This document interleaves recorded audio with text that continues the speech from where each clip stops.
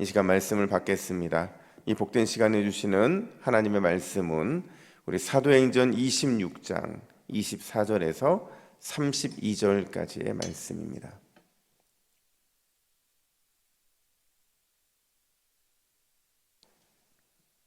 신약성경 233면에 있는 사도행전 26장 24절에서 32절까지의 말씀, 상식을 넘는 초상식으로 라는 제목으로 오늘 말씀을 받겠습니다. 우리 24절부터 교독합니다. 바울이 이같이 변명하매 벳소가 크게 소리내어 이르되 바울아 내가 미쳤도다. 내 많은 학문이 너를 미치게 한다 하니 바울이 이르되 벳소 각하여 내가 미친 것이 아니요 참되고 온전한 말을 하나이다. 왕께서는 이 일을 아시기로 내가 왕께 담대히 말하노니 이 일에 하나라도 아시지 못함이 없는 줄 믿나이다. 이 일은 한쪽 구석에서 행한 것이 아니니이다. 아그리빠 왕이여 선지자를 믿으시나이까? 믿으시는 줄 아나이다. 아그리빠가 바울에게 이르되 내가 적은 말로 나를 권하여 그리스도인이 되게 하려 하는도다. 바울이 이르되 말이 적으나 많으나 당신뿐 아니라 오늘 내 말을 듣는 모든 사람도 다 이렇게 결박된 것 외에는 나와 같이 되기를 하나님께 원하나이다 하니라. 왕과 총독과 버니게와 그 함께 앉은 사람들이 다 일어나서 서로 말하되 이 사람은 사형이나 결박을 당할 만한 행위가 없다 하더라. 함께 읽습니다. 이에 아그리빠가 벳소에게 이르되 이 사람이 만일 가이사에게 상소하지 아니하였더라면 석방될 수 있을 뻔하였다 하니라. 아멘. 여러분, 우리가 자주 쓰는 표현 중에서 뼛속까지라는 표현이 있어요. 이게 비유적인 표현인데요. 겉으로 드러내지 않은 마음의 속을 이룰 때 뼛속까지 이런 말을 씁니다. 그러니까 예를 들어 이런 거죠. 우리가 누군가에게 참 군인답다라고 말을 할 때 뭐라고 말을 하냐면 참 저 사람은 뼛속까지 군인이야 이런 말을 쓰죠. 또 어떤 사람은 누가 봐도 이제 공대생 같이 보일 때 저 사람은 뼛속까지 공대생이야. 또 그렇게 사랑이 달달한 사람을 향해서는 저 사람은 뼛속까지 사랑꾼이다. 또 삶의 모습이 너무 신앙적인 그런 모범된 삶을 사는 사람들을 향해서는 저 사람은 뼛속까지 참신앙이다 이런 얘기를 좀 많이 쓰잖아요. 만약 여러분 바울을 향해서 뼛속까지라는 표현을 쓴다고 했을 때 여러분 과연 어떤 표현이 어울릴까요? 바울을 향해서는 아마 바울을 향해서는 이런 표현이 가장 잘 어울릴 겁니다. 야, 바울은 뼛속까지 복음 전도자였다라는 거죠. 여러분 제가 수차례 말씀을 드렸어요. 바울은 기회가 있을 때마다 항상 그 기회를 어디에 사용했느냐? 복음을 전하는 일에 사용을 했다는 거예요. 단지 기회만 그렇게 사용한 게 아니고요. 자신의 삶에 있는 모든 재화들, 그러니까 뭐 내 재능과 내 학문과 내가 갖고 있는 모든 에너지와 모든 것들을 다 복음 전파를 위해 사용을 했다는 겁니다. 심지어 그걸요, 자신을 변호해야 되는 상황, 그 상황까지도 그 기회를 예수 그리스도를 전하는데 사용을 했다는 거예요. 그러다 보니까 자연스럽게 바울은 뼛속까지 복음 전도자라는 이런 호칭을 받아도 다 충분하다라는 거죠. 지난 금요일 날이요, 바울이 세 사람 앞에 서 있었다고 말씀을 드렸어요. 그 세 사람이 누구냐? 베스도, 아그리빠, 그리고 버니게라는 이 세 사람이었는데요. 그 세 사람 앞에서 바울이 자신을 변호를 합니다. 물론 이 변호 역시도 내가 무죄함을 드러내는 그런 변호가 아니었고요. 예수 그리스도가 어떤 분인지를 드러내는 그런 변호였다라는 거예요. 특별히 예수님의 부활에 강조점을 둬서 그분의 부활을 설명을 했는데 그 부활의 확실성을 가지고 설명하는 바울을 향해서 베스도가 어떻게 반응을 했느냐? 우리 24절 말씀을 화면 보시고 같이 읽습니다. 시작. 베스도가 크게 소리내어 이르되 바울아 내가 미쳤도다. 내 많은 학문이 너를 미치게 한다 하니. 아멘. 이 베스도를 화내게 만든 거예요. 그러니까 화가 나면서 그가 뭐라고 외쳤냐면 너 미쳤다 이렇게 말을 합니다. 보통 여러분 이 미쳤다라는 말을 들으면 기분이 나빠야 되잖아요. 근데 저는 바울이 미쳤다라는 말을 듣는 게 참 행복해 보이는 거예요. 여러분 그렇잖아요. 누군가가 여러분들에게 야, 참 이분은 예수에 미친 사람이야. 야, 누군가 여러분에게 이 사람은 교회를 사랑하는 일에 미친 사람이야. 사랑에 미친 사람이야. 은혜에 미친 사람이야. 말씀에 미친 사람이야. 이런 미쳤다는 평가를 받음에도 기분이 좋은 평가가 있다라는 거예요. 근데 오늘 지금 이 바울의 입장에서는 이 미쳤다는 표현이 참 기분 좋은 표현일 수 있겠지만 베스도 입장에서는 진짜 미친 것처럼 보인 거거든요. 근데 이 미쳤다라는 이 표현이요, 당시 유대 문화와 사회를 너무 잘 알고 있었던 아그리빠 왕, 그리고 그의 여동생이었던 버니게, 그의 생각도 다르지 않았다는 겁니다. 여러분, 부활은 미쳐야만 믿을 수 있는 것인 줄로 믿습니다. 부활을 어떻게 제정신으로 믿을 수 있겠어요? 또 심지어 부활은 역사적인 사실이에요. 우리가 미쳐야만 믿을 수 있는 그런 미침을 통해서만 믿을 수 있는 거지만 동시에 부활은 역사적인 사실이라고요. 제가 그런 생각을 해봤어요. 만약에 부활 누군가가 꾸며낸 이야기라고 생각을 해보세요. 누가 꾸며낸 이야기가 2000년 동안 계속될 수 있을까요? 아니에요. 누군가에 의해서 분명히 이 이야기는 소문이었다면 풍문으로 끝나고 말았을 거예요. 지금도 부활이 진리로 존재하는 이유가 뭐예요? 사실이니까, 팩트니까 존재하는 거잖아요. 단 1%의 거짓 또는 완벽한 사실이기 때문에 그 부활은요, 2000년이 지난 지금도 여전히 능력으로 우리의 삶에 나타나고 있는 거죠. 그런 의미에서 오늘 이 부활에 대해서, 부활 신앙에 대해서 두 가지를 교훈해 주는데, 첫 번째가 뭐냐면 부활은요, 이성이 아니라 성경에 근거한 사고와 또 그에 따른 행동을 해야 한다는 사실을 우리에게 알려주고 있다는 거예요. 여러분, 다시 강조하지만 우리는 부활을 믿어야 되는 줄로 믿습니다. 이걸 역으로 표현해보면 뭐냐면요, 부활은 절대로 과학이나 이성으로는 접근할 수 없다는 거예요. 그러니까 증명될 수 없다는 겁니다. 부활은 증명될 수 없다는 거예요. 왜 그래요? 이 부활이라는 건요, 인간의 능력 밖에 있는 일이에요. 그러니까 인간의 지혜로는 부활을 논할 수도 없다는 겁니다. 그 관점에서 오늘 베스도 총독 그리고 아그리빠 이 왕 두 사람의 부활에 대해서 보이는 태도는요, 극히 인간적이라고 말할 수 있어요. 그러니까 인간의 이성으로 봤을 때는 사람이 다시 살아나는 것, 그거 불가능한 거잖아요. 미치지 않고서야 어떻게 부활이 있다는 것, 그걸 믿을 수 있겠냐 하는 거죠. 그래서 부활은 반드시요, 다른 사고의 체계로 믿어야만 되는 거예요. 그게 뭐예요? 성경에 근거한 사고, 성경에 근거하고 있는 그 믿음을 가지고 부활은 접근을 해야 된다는 겁니다. 여러분, 성경에 근거한 사고라는 걸 다른 말로 말하면 신앙이라고 말을 할 수가 있어요.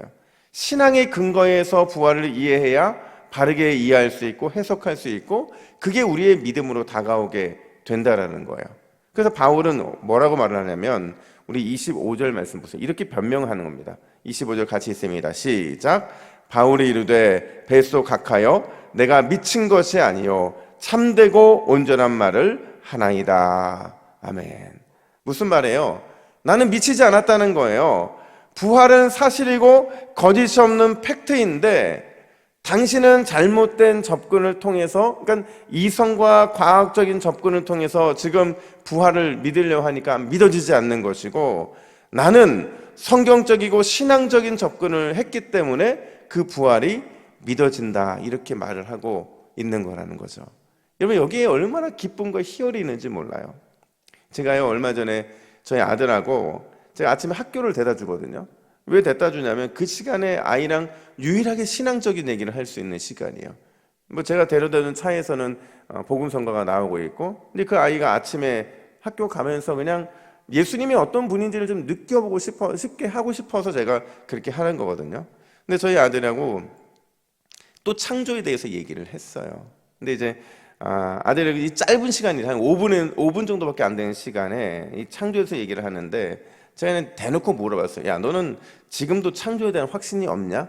그때 저희 아들이 뭐라고 하냐면, 그걸 어떻게 믿어요? 이러는 거예요. 목사 아들인데.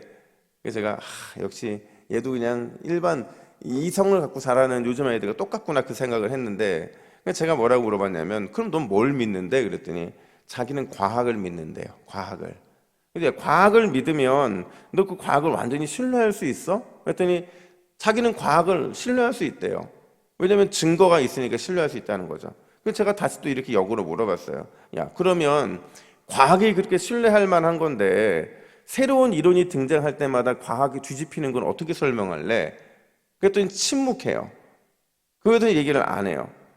그래서 제가 뭐라고 또 저는 이렇게 얘기했어요. 야, 봐봐라.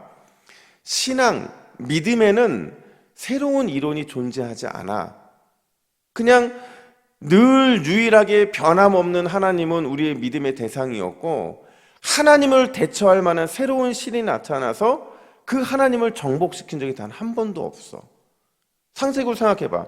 너는 과학이 더 믿을 만한 거야? 아니면 2000년, 아니 3500년, 4000년 동안 단 한 번도 바뀐 적 없는 그 하나님에 대한 신앙이 더 믿음직스러운 거야? 그리고 차에 내렸어요.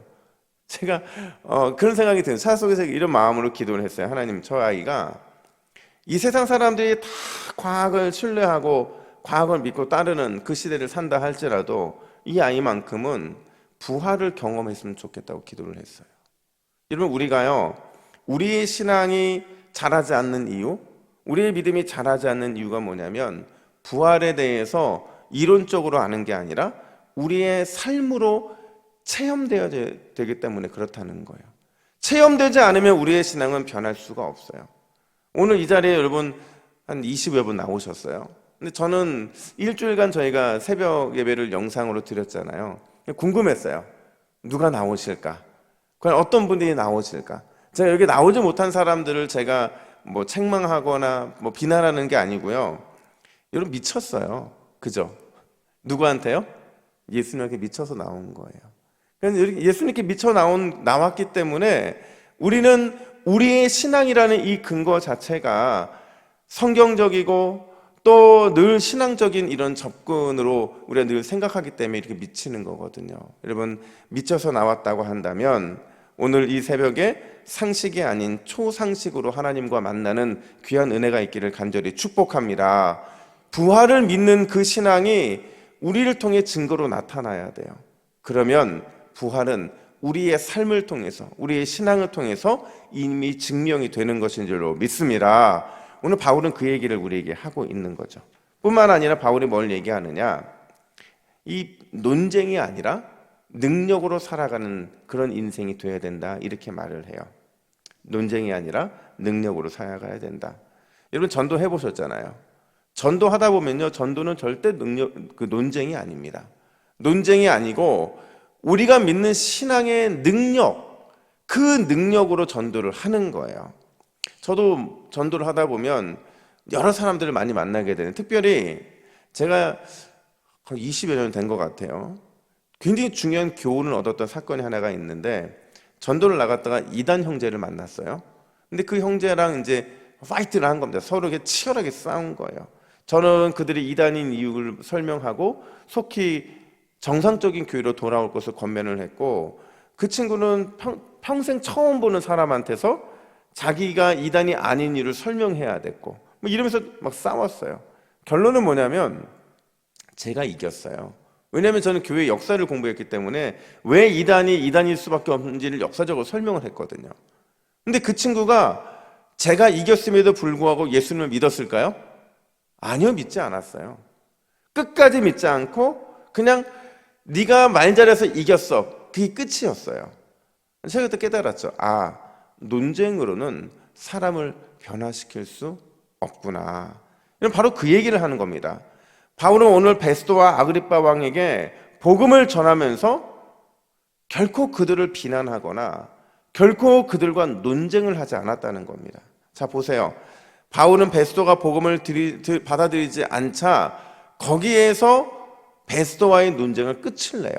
그리고 타겟이 바뀝니다. 누구에게 바뀌냐면 아그리빠 왕에게 복음을 전해요.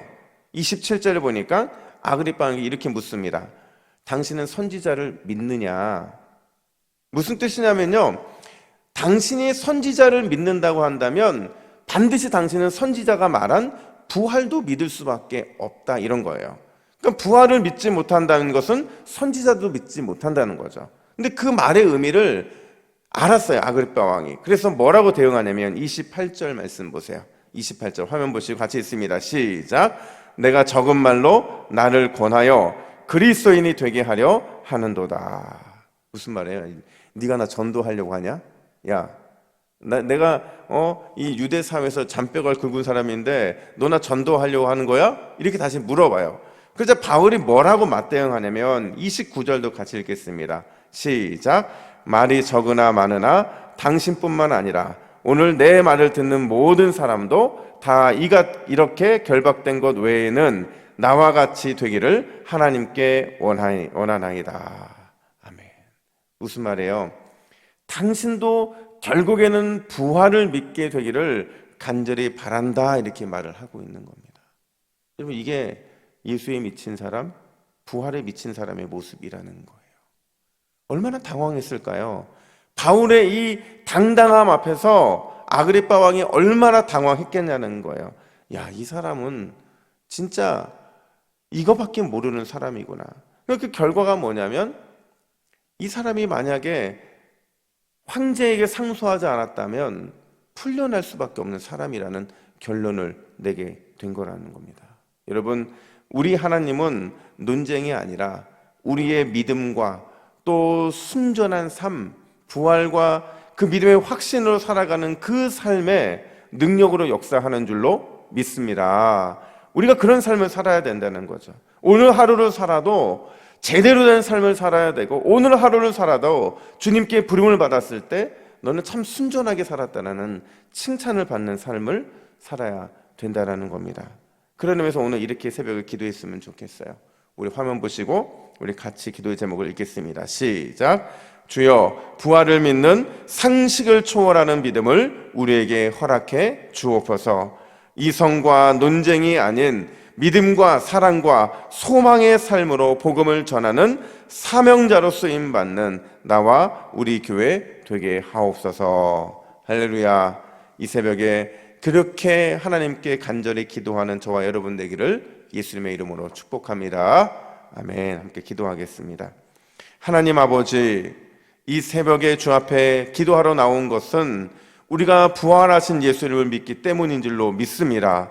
능력의 주님을 믿기 때문인 줄로 믿습니다. 세상이 알 수 없고 세상이 이해할 수 없는 그 믿음과 확실성이 주님 우리 안에 있음을 고백하오니 하나님, 우리의 이 고백을 통해서 오늘 하루 주 앞에 믿음으로 바로 세워지는 복된 삶이 될 수 있도록 인도하여 주시옵소서.